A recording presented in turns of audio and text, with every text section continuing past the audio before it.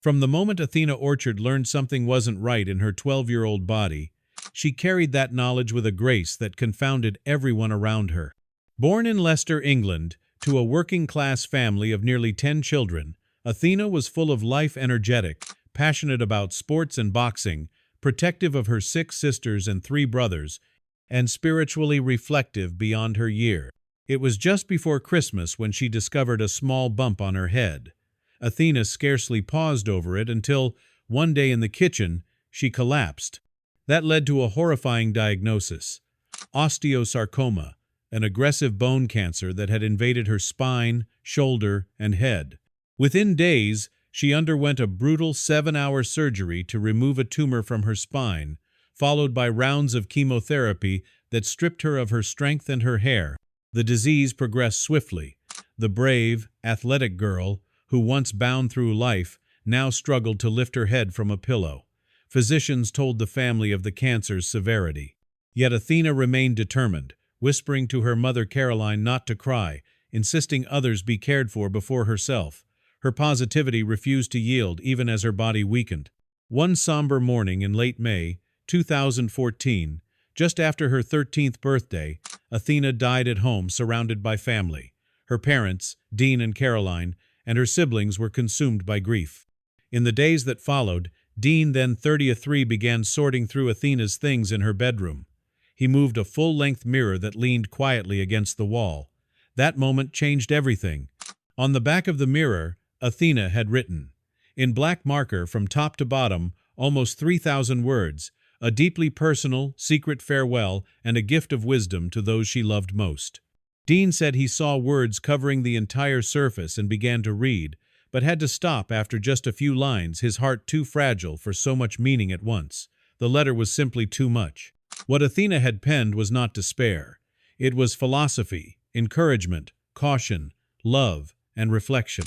She wrote of happiness depending entirely on the individual, observed that perhaps life was not about the happy ending, but about the story lived, and defined purpose as the meaning found within each day. She reminded her parents and siblings that ordinary and extraordinary often differ only by the little extra, an act of kindness, a willingness to be present, a refusal to give up. Mantras flowed across the mirror. Happiness is a direction, not a destination. Thank you for existing. Be happy. Be free.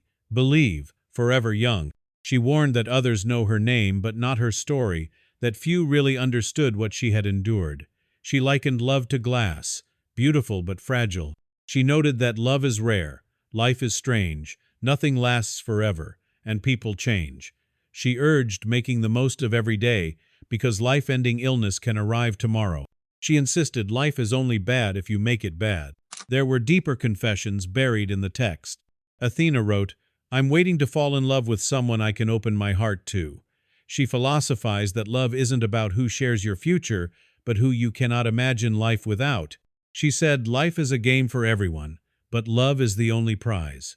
She challenged her readers never to give up on something they cannot stop thinking about. She wrote of judging only oneself and accepting that pain sometimes comes with growth. She lamented others' judgments and whispered to her family not to cry because she knew they would stay by her side.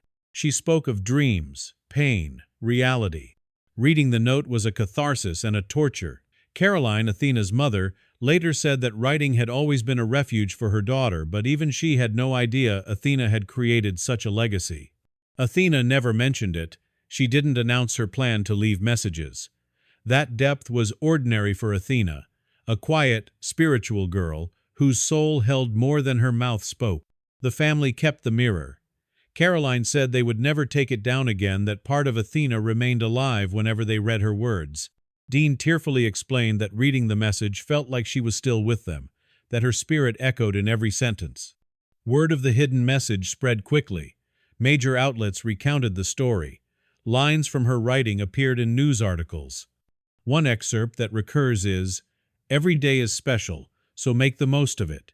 You could get a life-ending illness tomorrow." Another, "Maybe it is not about the happy ending, maybe it's about the story."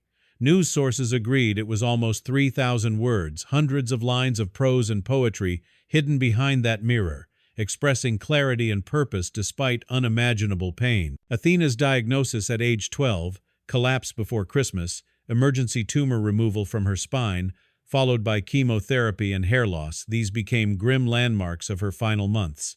Her death on 28th of May 2014 left 9 grieving siblings. The discovery of her mirror message came days later. Athena's words proved potent. They offered imperishable hope to those who read them. For her family, they became an heirloom, not only preserving memory but reshaping grief. They built an aviary in her honor. Friends and neighbors wrote supportive messages on the windows of their home. The entire community honored her legacy with writings and remembrance. Athena's philosophy resonates. Happiness is an inside job. Love matters more than permanence. Adversity shapes character. She urged compassion. "Thank you for existing," she wrote. And she left instructions. Embrace each day, choose meaning, uplift others. These were not idle platitudes. They came from someone who understood the cost of living fully. Today, Athena Orchard may no longer walk among us, but her words echo. Her family holds that mirror as a treasured keepsake.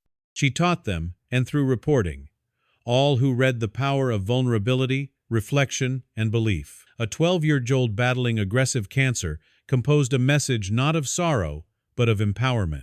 She shaped her own legacy in silence, hidden behind glass. Even if you read only a handful of her lines, you feel her presence.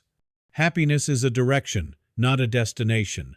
You know my name, not my story. Love is rare, life is strange, nothing lasts, and people change. For a child so young, she held awareness few adults attain. And as friends noted, Athena was that special kind of girl who didn't just observe life, she pondered it, wrestled with it, and ultimately left something that outlives her. Athena showed that even in illness, even in inevitability, a bright mind and courageous heart can compose a lasting message. She wrote for those she loved, imparting lessons meant to guide them through heartbreak and beyond. And through her words, she remains forever present, forever teaching, forever young.